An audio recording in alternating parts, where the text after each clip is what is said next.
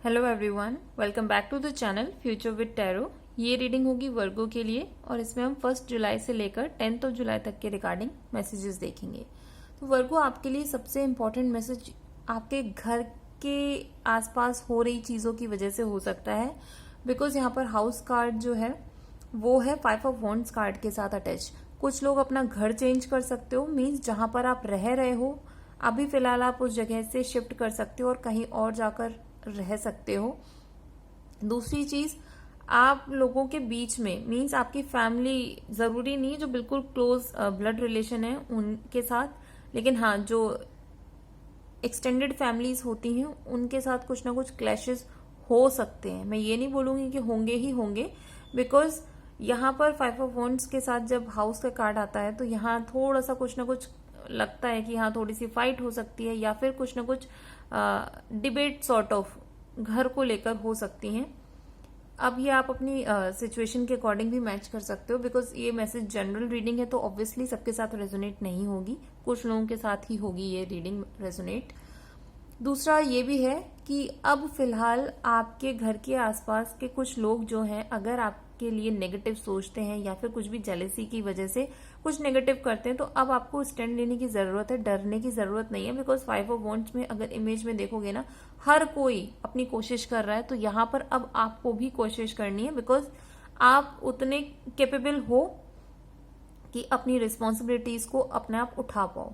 Next card है message of concern का और फूल कार्ड का। तो ये दोनों का कॉम्बिनेशन बोल रहा है कि कुछ ना कुछ ऐसा थॉट है आपके माइंड में जो कि आप सोच रहे हो।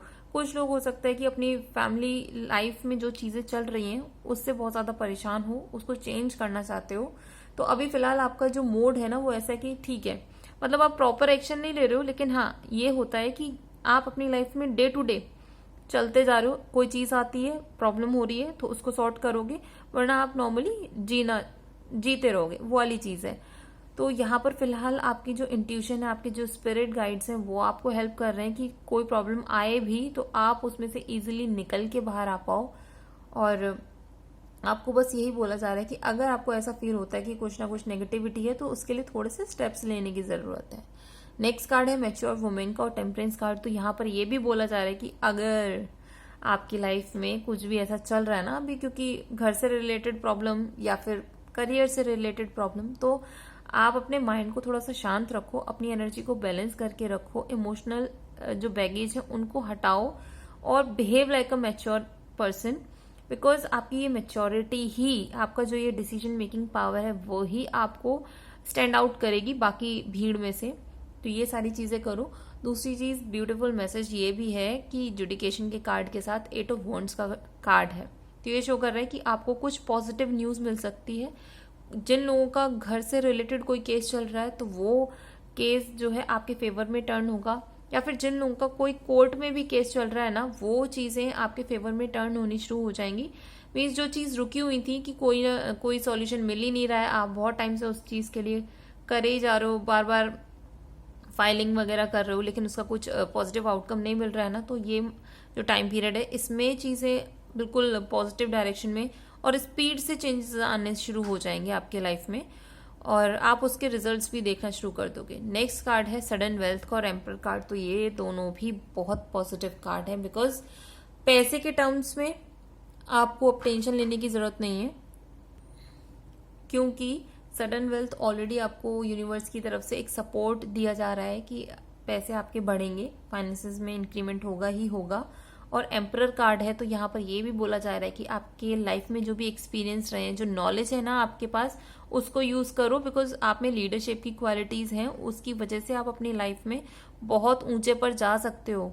और ये इंडिकेशन है एम्परर का कार्ड एंड में आना कि आप स्टेबल पोजीशन पे बैठोगे, आप बस मेहनत करते रहो, आगे बढ़ते रहो। लेकिन हाँ, आपके साथ अगर कोई भी और है जो कि आपके नीचे हैं, मींस कलीग्स हैं या फिर आप किसी के सीनियर हो, तो सारी इन्फॉर्मेशन पास आउट करने की जरूरत नहीं है। कुछ ऐसी चीजें अपने पास संभाल के रखो इन केस ऑफ इमरजेंसी, की आपको लगे कि कोई बहुत ज्यादा रिक्वायरमेंट है जहां पर आपको ये दिखाना है कि यू आर द बॉस, तब उस चीज को यूज करना, ठीक है।